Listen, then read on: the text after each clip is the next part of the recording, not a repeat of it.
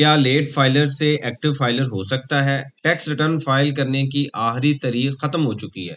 मतलब अब tax return file आप करेंगे तो आप लेट फाइलर होंगे।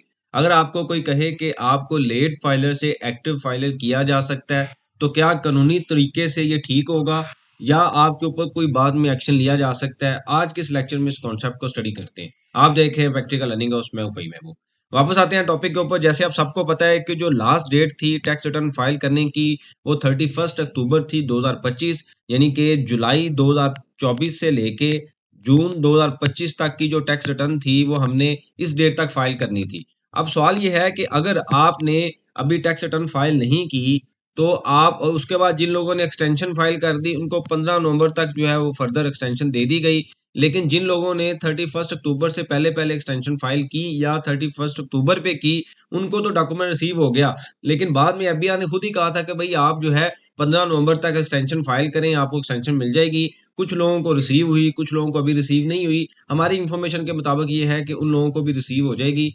वो अभी इसके ऊपर जो है एफबीआई की टीम काम कर रही है। आने वाले दिनों में हो सकता है जिन लोगों ने 15 नवंबर तक टैक्स रिटर्न फाइल की है वो सारे के सारे एक्टिव फाइलर हो जाएं। अभी इसके ऊपर कोई क्लैरिटी नहीं है, लेकिन बकौल एफबीआर के जो उन्होंने पहले कहा हुआ है प्रेस रिलीज में कि ये हो जाएगा। अब सवाल ये है कि अगर आपका नाम लेट फाइलर में है और आपने 15 नवंबर के बाद रिटर्न फाइल की है या 31 अक्टूबर के बाद की है और आपका नाम लेट फाइलर में है और आप प्रॉपर्टी लेना चाहते हैं, मैंने आपको बताया था कि लेट फाइलर और एक्टिव फाइलर में सिर्फ एक चीज का डिफरेंस है। बाकी तमाम जगह पे एक्टिव फाइलर और लेट फाइलर सेम है। जब आप प्रॉपर्टी लेने जाते हैं तो आपके लिए लेट फाइलर का रेट डिफरेंट लगाया जाता है, जो कि फाइलर से ज्यादा होता है। सिर्फ प्रॉपर्टी के केस में लेट फाइलर का मसला आता है। अब आपको कोई कह दे कि भाई मैं आपका नाम लेट फाइलर से एक्टिव फाइलर करवा दूं, तो क्या आप करवा लेंगे? थोड़े से पैसे दें, फीस दें और करवा लें। तो आपने बिल्कुल ऐसा नहीं करना, ये गलती नहीं करनी।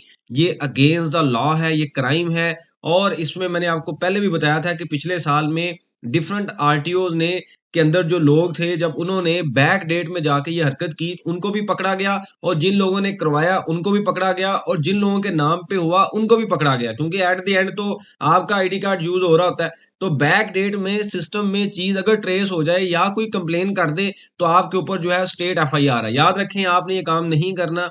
लेट फाइलर से एक्टिव फाइलर में अपने आप को कन्वर्ट नहीं करवाना। आपने प्रॉपर्टी लेनी है, थोड़ा रेट ज्यादा दे दें। अगेंस्ट द लॉ, कानून के खिलाफ जो काम है वो आपने नहीं करना। अगर आपने प्रॉपर्टी नहीं लेनी, पूरा साल बेचनी नहीं है, तो आपको कोई मसला नहीं है, आप एक्टिव फाइलर ही हैं। लेट फाइलर में सिर्फ मैंने आपको बताया प्रॉपर्टी की सेल और परचेज के टाइम पे मसला आता है। अगर आप ये जानना चाहते हैं कि भाई मेरा नाम नॉर्मल का फाइलर फाइलर लिस्ट में आएगा, मतलब एक्टिव फाइलर लिस्ट में आएगा, तो फिर वही चीज है कि आपको 1 साल वेट करना पड़ेगा। अगले साल की टैक्स ईयर 2026 की जो रिटर्न होगी वो आप मुकर्रर तारीख ड्यू डेट में फाइल करेंगे, फिर आपका जो नाम है वो एक्टिव फाइलर में आ जाएगा। तो ये आपने आपने चीज याद रखनी है कि आपने लेट फाइलर से एक्टिव फाइलर, अब एज पर लॉ अगर कोई एफबीआर की पॉलिसी आती है तो कन्वर्ट होता है तो ठीक है, वरना आपने खुद नहीं करवाना। जो लोग आपको कहते हैं वो बैक डेट में करते हैं, और जो लोग पकड़े जाते हैं वो स्टेट एफआईआर है। मैंने पहले भी आपको बताया था, शायद एक लेक्चर में मैंने डॉक्यूमेंट भी शो किया था जिसके ऊपर जो है वो एफआईआर हुई हुई थी जिन लोगों ने लेट फाइलर से एक्टिव फाइलर में कन्वर्ट किया था। क्योंकि ये